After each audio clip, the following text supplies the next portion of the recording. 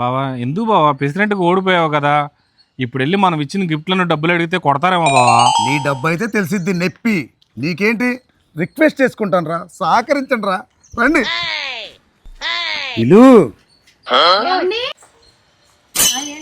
అదేనమ్మా, మొన్న ఎలక్షన్లో దారుణంగా ఓడిపోయాను కదా, నా పరిస్థితి అసలు ఏం బాగాలేదమ్మా.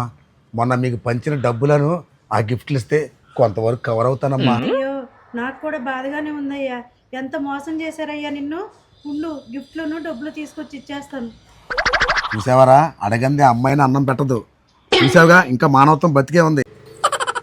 అయ్యా నువ్వు ఇచ్చిన బొచ్చాను 50. ఏయ్, ఏంట్రా ఇది? నేను పంచమన్నది 5,000 కదా, నేను ఇమ్మన్నది కుక్కర్ కదా, ఏంటి బొచ్చ 50 రూపాయలు? బావా అది రే, నీకు 2,000 రూపాయలు క్యాష్ ఇచ్చి హాట్ బాక్స్ ఇచ్చి పంచమంటే ఇయ్యేంట్రా? నాకేం తెలుసు అన్నా, నేను సురేష్ గారికి 1000 రూపాయలు జగ్గిచ్చాను. బావా నీకు తెలియదే ఉంది, మేము పార్టీని నమ్ముకొని బతికేవాళ్ళం.